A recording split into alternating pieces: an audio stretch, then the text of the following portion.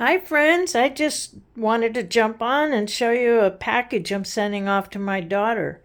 Uh, this was supposed to be for her birthday, but that's not till January, so she's going to get it now. And I hope she's not watching, so Crystal, if you're watching, please don't watch. Anyway, I made her a lightweight backpack and she wanted the rust color. So I happen to have this piece of distressed cotton duck and I went and purchased this vinyl that I thought would be perfect. So let me walk you through the backpack and then I'll show you what's going inside. Okay, first of all, we'll get the ruler out. This is a small backpack and it measures just under 10 by 11 front, corner to corner and top to bottom. It seems a little bigger when it's standing up. And we have a side gusset that's around 4.5 inches. Okay, so I put a water bottle pocket with a button. Now, forgive me if I get out of camera range. I'm trying to keep it in focus. So I put a little leather loop with a slider and made a covered button. So that keeps a water bottle handy. And I didn't want to get it big sideways, so I just put it on the front. And that can also go over the water bottle, right, like this. If she happens to have one that's just a little bit taller, it still gives her a little bit of room like that for something just a little bit larger. And I'll take that back out. So the first thing we have besides that, we have our inside pouch, and I put a large pocket that goes all the way from top to bottom in this green cotton. And this is a little card. It's a watercolor postcard that I've already sealed, so I can't show it to you. It's just something I made a while back. And I'm sending her a pair of these adhesive initials that I picked up on clearance at Hobby Lobby. So that's going in the front pocket. So as I show you everything, I'm going to be packing this bag because I need to get it shipped. But first, let's look at the inside. So we have a small pocket right here. And we have two side pockets under the zipper, so you can see there's room to tuck little things. And we have a zip pocket here that goes down about 6 inches deep. Then we have a divider right here that has interfacing in it. And I decided to put a snap just in case it needed some stability, in case she didn't use it gaping open. I did put a key ring sewn into the corner and positioned it so that the keys would drop inside the big pocket and keep them out of the way. And then I used 2 pieces of elastic and sewed a bunch of little loops for various items. And now this is a set of paintbrushes I bought her. They're Rembrandt. I got them on Amazon, and it was about $23 for 6-piece set. And this is a vegan pouch. I thought these looked like nice brushes. They're not branded on the handles. Well, I kind of wish they were. It makes them look more expensive.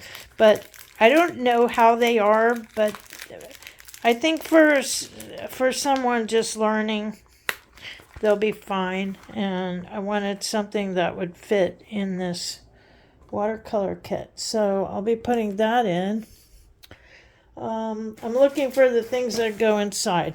So we have a pouch here. We have that. We have we have a big exterior pouch that fits nice and flush up against the back.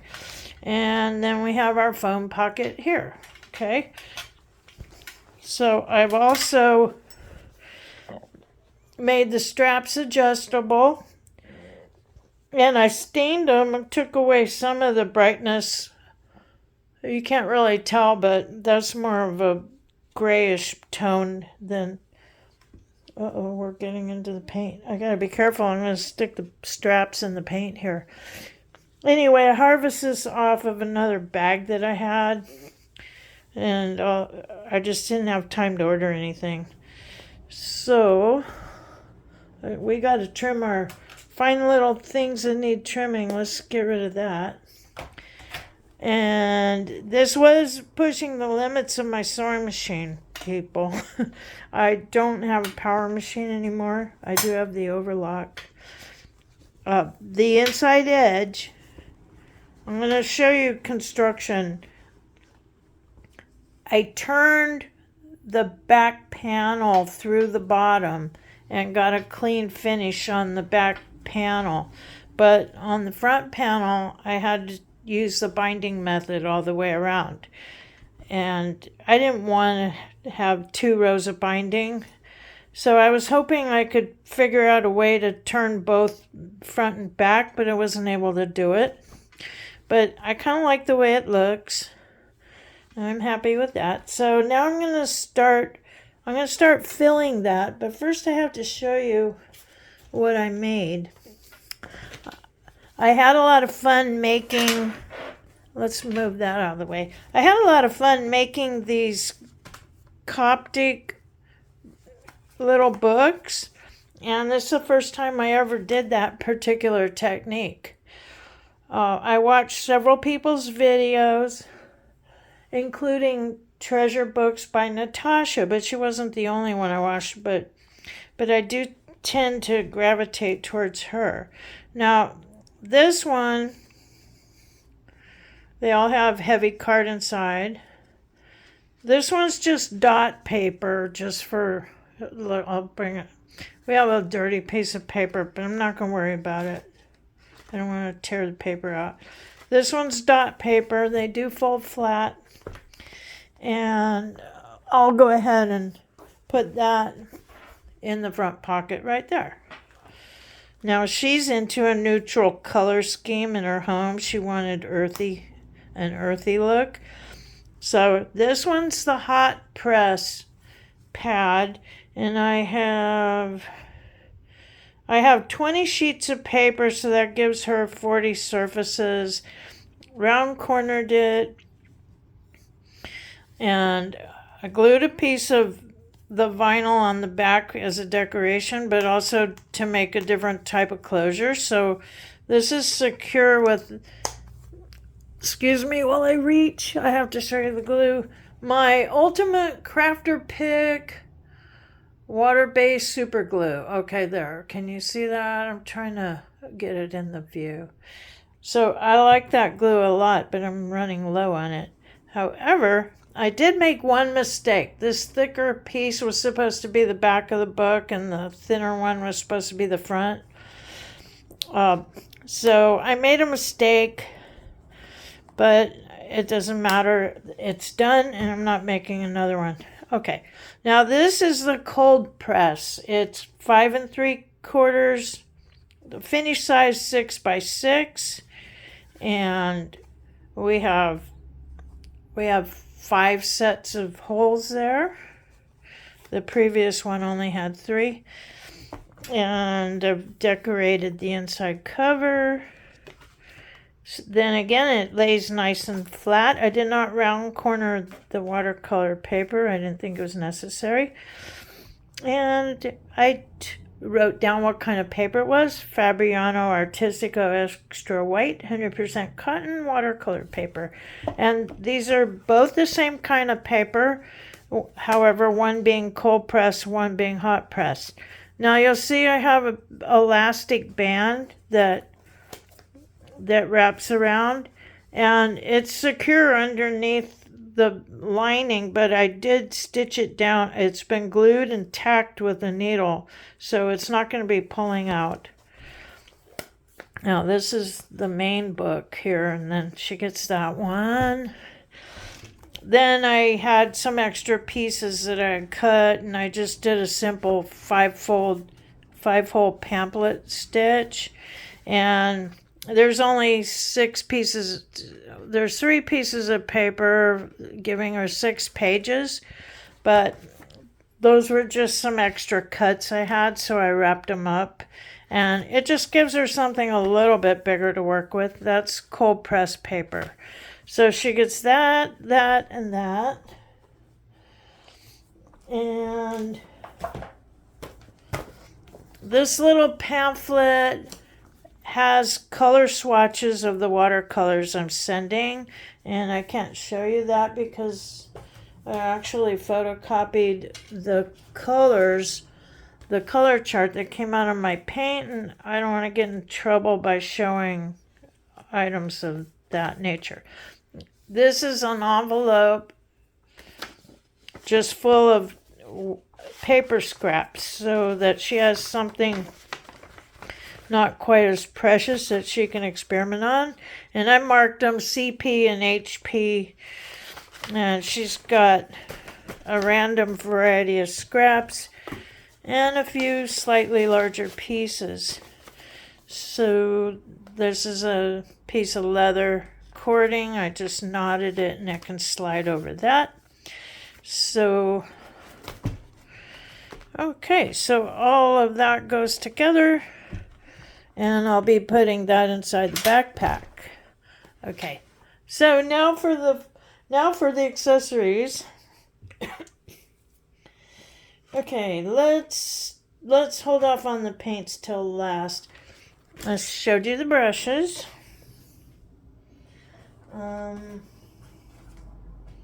Okay, I'm thinking. So this was the last piece that I made, and it has the vinyl. It's a pencil bag, and it has the vinyl on the back, the velvet ribbon with the fringe. I just wrapped it. It was like a 1 1/4 inch velvet ribbon. And for lack of any other zipper, I had to use an invisible zipper.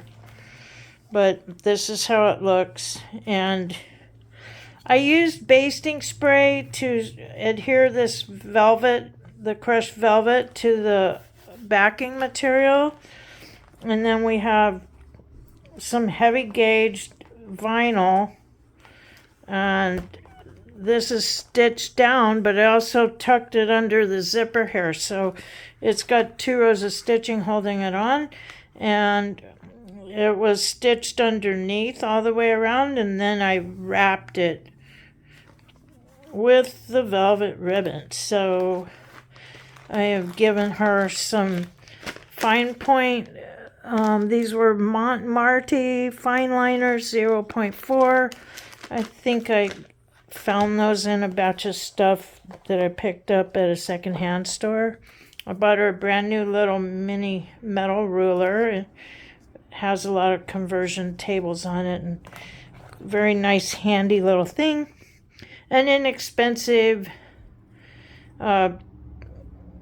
mechanical pencil that I happen to have, and I sacrificed one of my Micron PNs that I just bought myself. I can always get more, so I'm gonna let her have one.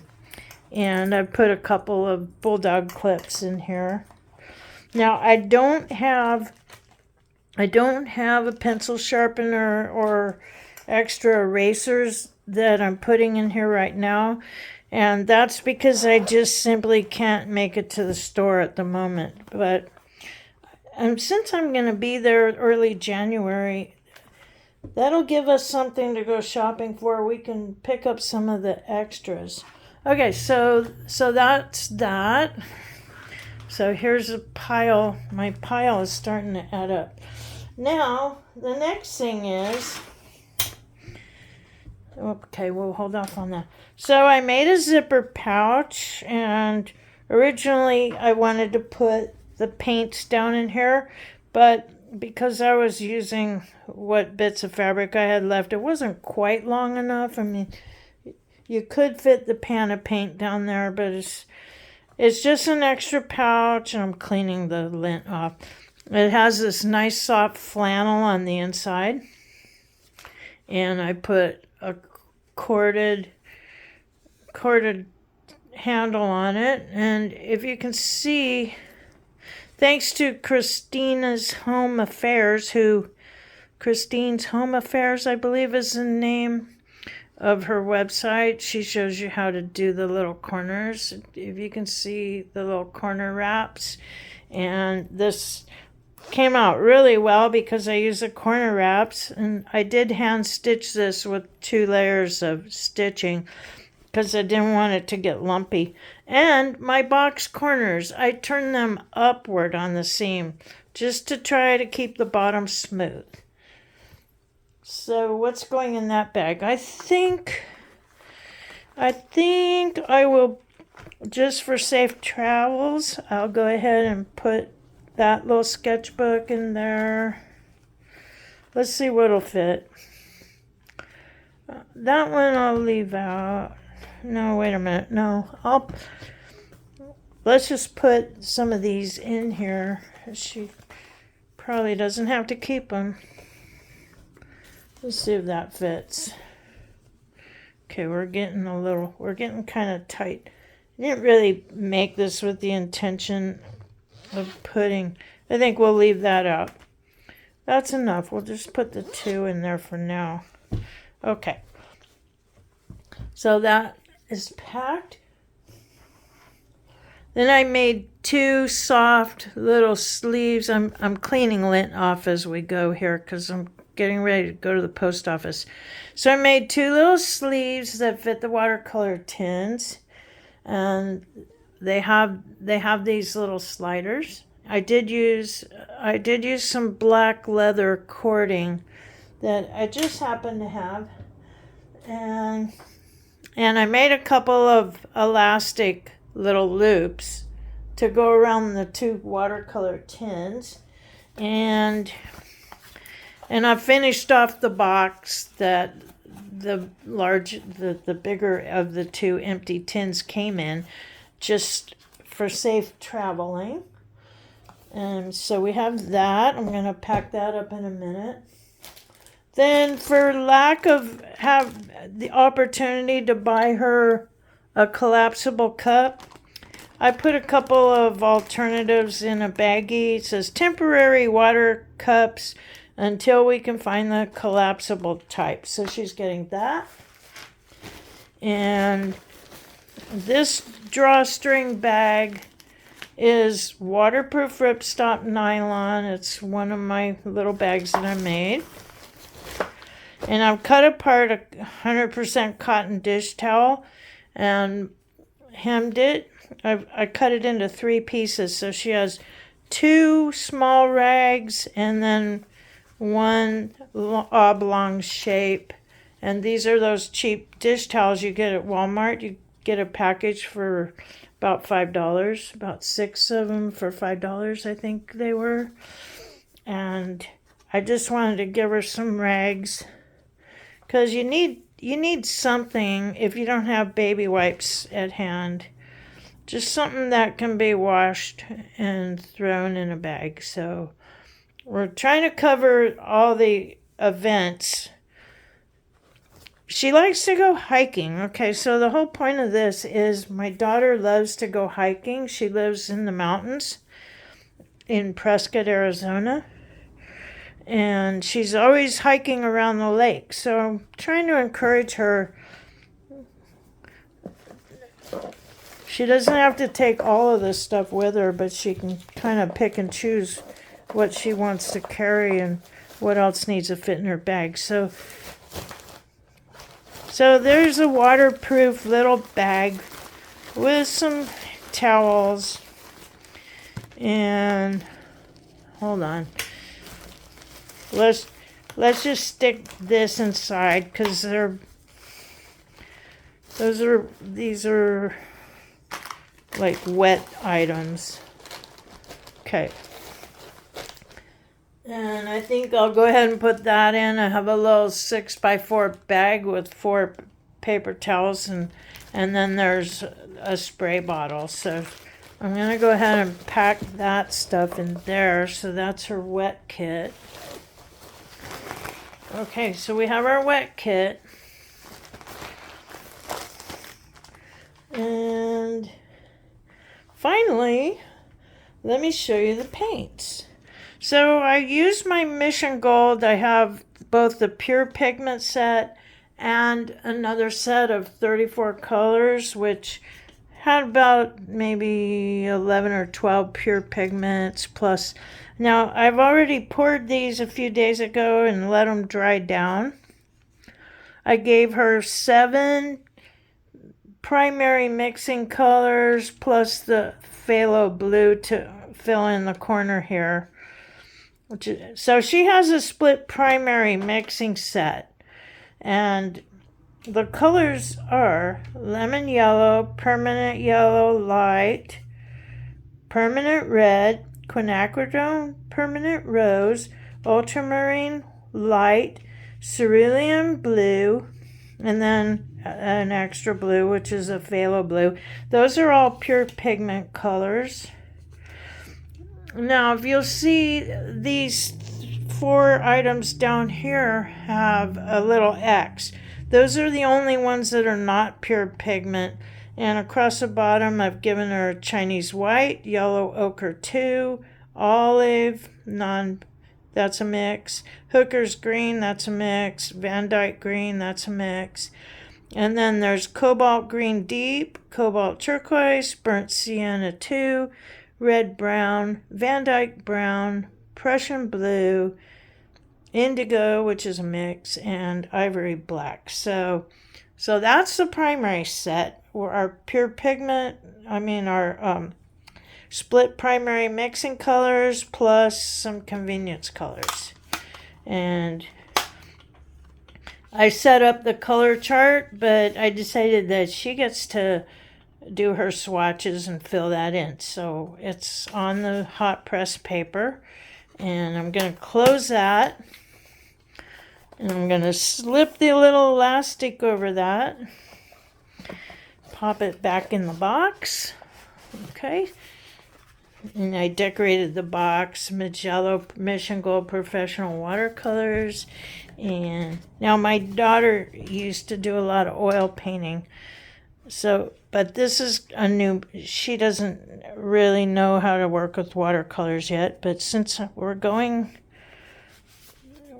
to have plenty of time for me to give her some tips, and I'm by no means a professional, but I've been learning how to paint for the last couple of years. So there we go. It fits beautifully in the box. It's ready for travel. I'm going to have that at the bottom of the backpack. And then we have the Altoids tin, which I use some of the vinyl and the water-soluble super glue. And this looks like it's pretty set. I'm just checking it. Make sure that edge is clean. It's about as clean as it's going to get. So that's pretty secure. I let it dry overnight. Then I put a little extra glue around the bottom edge. And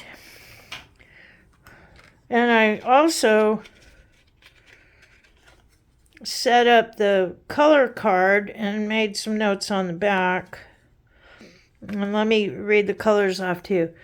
Permanent yellow deep. Okay, can you see those? Let me drop this camera down so you can see this a little better. Okay, I'm sorry about the bumping, people. Okay, let's set it down so you can see it. Permanent yellow deep, 523. Autumn orange, rose madder, quinacridone crimson lake. Quinacridone crimson lake, yellow ochre 1. That's a mix, the yellow ochre is. And the green gold number 600 is not a mix. Yellow green is a mix. Sap green.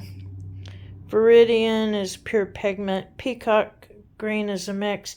In the center, we have quinacridone violet, dioxidine violet. Those two are pure pigments, and then bright clear violet, that's a mix. So she has some extra colors here to play with, just to fill in if she doesn't feel like mixing. Now, I cut this little piece of plastic just to help these paints travel a little better. And that's going like that. And this is going in the sleeve. So this flannel became the perfect little piece of fabric I had, just enough to make those bags. I made a single loop opening on the side and stitched it down so it wouldn't work itself out. And of course these little, we got the leather cord again, tied it a knot, and it is just the right fit for this particular spring latch. What do you call these things? Okay, well, I'm at a loss for words right now. Cord keepers? Is it a cord keeper? Is that the word? So those match. And hey, I forgot to do something. Okay, back up. This just to keep things from working themselves loose. We have our elastic to hold that together. And hopefully she'll realize that it would be good not to let that get separated, because we don't want it going anywhere. So, like I said before, she doesn't have to carry all this stuff with her on every outing. This can stay home, but she can definitely pack what she wants to work with. Okay, so now let's get them all in the bag. I'm going to pack the bag. Start with the tin of watercolor paints. Okay, so we're packing. I'm going to move the camera back up. Just hold on while it wiggles. It's going to wiggle a little bit. Okay, there we go. So that's it. Now this bag was designed for that pan of paints to sit firmly in the bottom. I didn't want any slop there, because we don't want the paints to turn upside down or sideways, because they have honey and they may get a little messy. Now this little tin, I'm just going to lay it down. Okay. Let's see, we have a pocket here. Okay. I'm trying to decide what to put where. The tester papers, I think I'll just tuck it here. And okay, there's the books. I think I'll go ahead and put these paint brushes. We'll stand them up like this. See how nice that looks? The two little elastics are wider in the center to accommodate something of that type. That's the extra paper. I don't want it there. I think we can go ahead and tuck it sideways right here. And then we're almost done. The pencil pouch. We'll stick that one in the front so she'll see it. Okay, then we have this pouch that has the books. It has our little handmade books. Now that particular tin of paints, I don't really like how it's sitting, so I think I'll turn it lengthwise so it'll tuck better in there and it won't move around. Okay, we're almost done. I'm gonna put the pigment information. We'll tuck that in the back pocket. Of course, I won't be able to use a snap yet, but I just want it in there. I gave her a jumbo paper clip. So So here we go. That's more than enough. She can put her water bottle and her paper towels down in the corner. And of course she doesn't have to take all this stuff with her. Okay, now for the sake of packing and traveling, I'm going to go ahead and take this plastic, these two little plastics, and stick them on the side. And I'm going to take this one out, stick it down here, so that she'll get an idea of, that was my original plan, and I just decided this needs to stay flat, so we'll just leave it flat. I think trying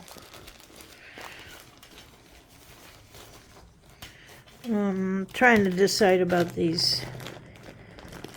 We have to use the pockets so that she'll see what this bag is designed to do and what it accommodates. So I should have already packed it. But there, the little, everything fits. She still has room for some personal items. And of course, she won't carry all the books with her. That can tuck. And